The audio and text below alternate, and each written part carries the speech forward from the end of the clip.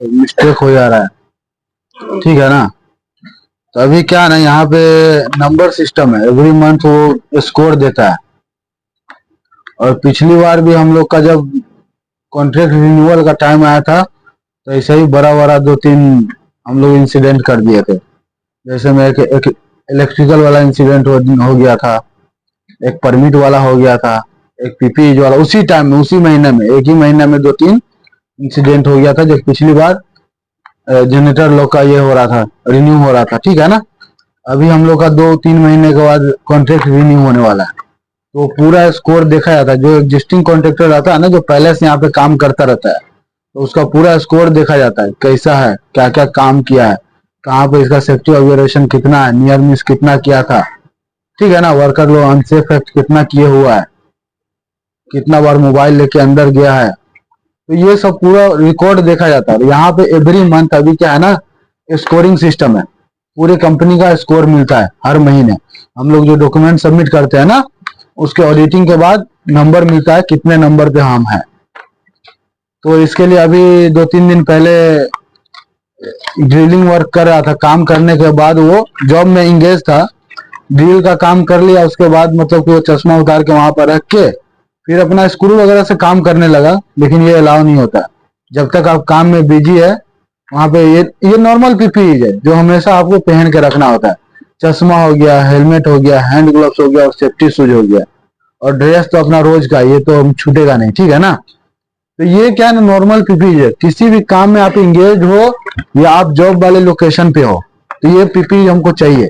जब भी हम जाते हैं वहां पे क्वार्टरली इंस्पेक्शन वगैरह करने जाते हैं, देखते हैं हम चश्मा भी लेके जाते हैं, जैकेट भी ले लेते हैं, हेलमेट लिए रहते हैं, क्योंकि हम साइड पे आप लोग के साथ घूम रहे हैं। वहां पे इंस्पेक्शन के लिए गया, कहाँ पे जरूरत पड़ जाए हमको नहीं पता है ना, कोई ऐसा लोकेशन पे जाना पड़ जाए तो वहां पे हमको चश्मा पहनना पड़ेगा। तो इसके लिए पहले से वो प्रिपरेशन हम करके लेकर ही जाते हैं इधर से। और अगले महीना से अपना क्वार्टरली इंस्पेक्शन स्टार्ट होने वाला, स्केड्यूल ला के हम वहां पे डाल देंगे। स्केड्यूल के हिसाब से अपना अपना जो भी एरिया है 8 बजे से रेडी रहना है, ठीक है ना। ये क्वार्टरली इंस्पेक्शन ऐसे पास नहीं होना चाहिए, पिछली वाला जैसे तैसे करके पेपर वगैरह साइन हुआ, तो ऐसा नहीं होना चाहिए। हम लोग एरिया पे अच्छे से घूमेंगे, और जो भी जॉब वाला है पहले क्वार्टरली इंस्पेक्शन पे ध्यान देना है कि आपको साइन लेने में भी कोई दिक्कत नहीं हो, और हम लोग उसको अच्छे से प्रोसीजर को फॉलो भी करेगा। जो तस्नी का प्रोसीजर दिया गया है तो उसको हम सही से फॉलो करें, ठीक है ना। ये नहीं कि मेरा काम है, पिछली बार हम स्टार्ट किए थे, एक आदमी क्वार्टरली इंस्पेक्शन में आ रहा था, 2 आदमी आ रहा था, फिर यार क्या है, फिर उसका तो कोई मतलब ही नहीं रहेगा ना।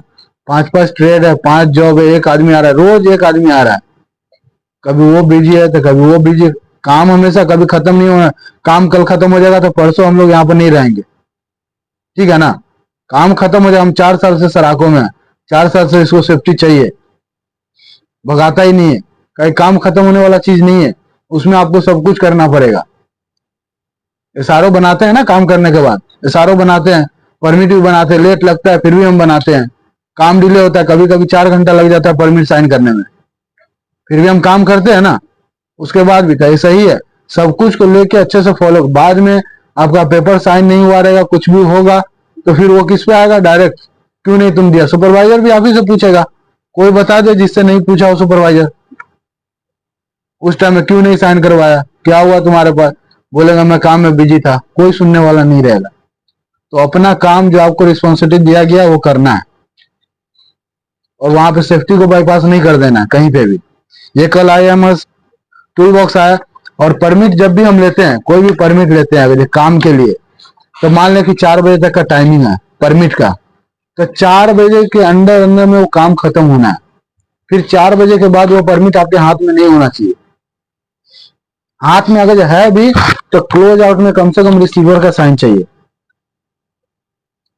4 बजे के बाद जो है उसमें कम से कम रिसीवर का नीचे में क्लोजर सेक्शन में साइन चाहिए कि हाँ ये परमिट अभी इसके बाद हम यूज नहीं कर रहे हैं, इसके बाद ये परमिट यूज में नहीं है। एक भी क्लोज सेक्शन में साइन कर दिया, 3 आदमी का साइन चाहिए, सेफ मेकर का, इशूअर का, रिसीवर का, कम से कम क्लोज में एक भी साइन रहेगा, मतलब परमिट क्लोज है, अभी वैलिड नहीं है। रिसीवर क्लोज कर दिया है सर, अभी हम जा रहे हैं इशूअर के पास या सेफ मेकर के पास, वो लोग क्लोज करेगा, वो अभी खाने गया या वो अभी बाथरूम में गया, कुछ भी बोल सकते हो उस टाइम। लेकिन 4 बजे के बाद या 2 बजे के बाद जब भी आपका परमिट का टाइम खत्म हो रहा है, उसके बाद आपके पास वो परमिट नहीं होना चाहिए। अभी 2 दिन पहले का है, कैफेटेरिया में कोई अपना लड़का गया था, तो उसके पास सेम परमिट था, 4 बजे का टाइमिंग था, ये लोग 3:50-55 में गया था काम करने के लिए। तो वो वही क्वेश्चन आया वहां पे कि परमिट का तो टाइम खत्म हो गया, फिर तुम लोग कैसे काम कर रहा है। ठीक है ना, सही बात है, 5 मिनट तो हमको टूल्स निकालने में लग जाएगा ना। तो ऐसा कुछ नहीं होना चाहिए। अगर ऐसा है तो आप उसको एक्सटेंड करवा लें पहले, और नहीं तो उसको आके क्लोज कर दे अपने पास। और ओपन परमिट भी ऐसे नहीं रखना है, ओपन करके कभी कभी क्या देखते हैं, चलिए ठीक है आप साइन करवा के लेके जा रहे हैं, अपने पास रिसीवर का कमी है, हर लोकेशन पे नहीं जा पा रहा है, तो उसको अंदर में रखे, कभी कभी ऊपर में ही अपने पैड पे सब लगा के रखे रहता है, अंदर में सारों वगैरह के अंदर में लगा के रखे कि पता चले ठीक है। और एक्स्ट्रा नहीं रखना, एक परमिट रखिए कि जाके अभी हम जाके उसको ओपन कर लें, वो अलाउ नहीं होता एक्स्ट्रा परमिट साइन करवा के और पहले से हम रखे रहें। ठीक है ना। तो यहाँ पे क्या है, परमिट है। What is the work permit? Work permit क्या होता है? तो वर्क परमिट सबको पता है कि ये एक लीगल डॉक्यूमेंट होता है क्लाइंट की तरफ से, जो हमको ऑथोराइजेशन करता है। क्या करता है? ऑथोराइज करता है कि किसी भी एरिया में आप आराम से जाके काम कर सकते हैं, वो एरिया आपके लिए सेफ है। ठीक है ना। वर्क परमिट एक लीगल डॉक्यूमेंट है जो आपको ऑथोराइजेशन देता है कि आप जाके काम करें। ठीक है। यहाँ पे हमको क्यों परमिट नीड होता है? तो हम सेफ्टी को फॉलो करते हुए परमिट को हमको जरूरत पड़ता है, सेफ्टी प्रोटोकॉल है, इसके लिए हम परमिट लेते हैं, और सेफ्टी को प्रोसीजर को फॉलो करने के लिए हम परमिट को लेते हैं। ठीक है ना, इसी के लिए परमिट हमको जरूरत है और जरूरत पड़ती है। टाइप्स ऑफ वर्क परमिट यहाँ पर कितना है तस्नीम में, कौन बोलेगा? परमिट रिसीवर के अलावा नाम पता है किसी को? बताओ। Old work permit, short work permit, confined space entry work permit, technical या इक्विपमेंट एंट्री परमिट और रेडियोग्राफी। बहुत अच्छा, एक बार क्लैपिंग कर दो। सबको ऐसे पता होना चाहिए। ठीक है ना। जहाँ पे हम काम करते हैं कितना परमिट है और कौन सा परमिट कौन सी काम में इस्तेमाल होगा वो हमको पता होना चाहिए। ठीक है ना। तो ये 5 टाइप्स का परमिट है, और यहाँ पे दिया गया है कि हर परमिट के लिए एक अलग अलग ये होता है। ठीक है ना। Choose the right work permit type for the right work activity, मतलब सही काम के लिए सही परमिट का चयन करें, मतलब चूज करें कि हमको हॉट वर्क चाहिए, हम कोल्ड वर्क परमिट ओपन नहीं कर देंगे। गाड़ी अंदर लेके जाना है, कोल्ड वर्क परमिट ओपन नहीं कर देंगे, उसके लिए अलग अलग काम के लिए अलग अलग परमिट है। Verify the working team authorization before obtain the permit.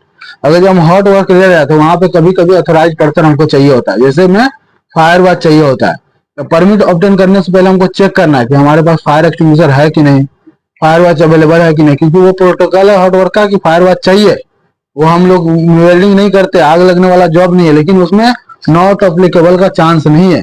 हम उसको जैसे यस नो होता है ना, तो उसमें नो वाला ऑप्शन ही नहीं है फायर वॉच में, तो वो होना चाहिए, फायर वॉच होना चाहिए। तो कभी भी हमको परमिट ऐसा जरूरत पड़ता है तो वो हमको मेक श्योर करना है कि जो इसमें चाहिए वो मेरे पास है कि नहीं है।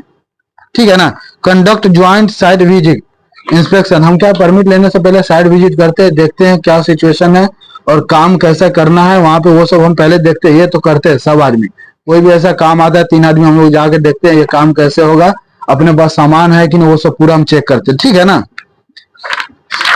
यहाँ पे क्या अलग अलग परमिट साइन करने के लिए अलग अलग, जैसे में working online system flare header, flare header होता है, या हॉट टॉपिंग होता है, और या कन्फाइंड स्पेस कैटेगरी ए, ये 3 काम जो होता है ना, तो उसमें किसका साइन चाहिए? जीएम का साइन चाहिए, जनरल मैनेजर का, क्योंकि ये बहुत ही क्रिटिकल जॉब होता है और डेंजर जॉब होता है। फ्लेयर हेड मतलब कि सीधे 280 मीटर ऊंचाई, फ्लेयर हेड आग लगता रहता है ना, उसको फ्लेयर हेड बोलते हैं। हॉट टॉपिंग किसको बोलते हैं? हॉट टॉपिंग का मतलब क्या होता है? कोई भी रनिंग लाइन है, उसमें कोई केमिकल वगैरह पास हो रहा है, कोई गैस पास हो रहा है, वो गैस को बंद नहीं करना है, वो केमिकल को बंद नहीं करना, प्रोडक्शन को रोकना नहीं है, लेकिन उसमें एक पाइप को ज्वाइंट करना है, अलग से एक पाइप लगाना है, तो वो क्या बहुत ही हजारस जॉब हो जाता है, तो हॉट टॉपिंग उसको बोलते हैं। और कन्फाइंड स्पेस ए कैटेगरी किसको बोलते हैं? कन्फाइंड स्पेस ए कैटेगरी मतलब जहां पे चांसेस हो टॉक्सिक गैस का, फ्लेमेबल गैस का, जहरीला गैस का भी, और आग लगने वाला गैस का, विजिबिलिटी कम हो वहां पर, और भी दूसरे गैसेस का चांसेस हो। ठीक है ना। अंधेरा वाला एरिया हो, छोटा सा एरिया हो, तो उसको हम कैटेगरी ए में कंसीडर करते हैं, कन्फाइंड स्पेस में।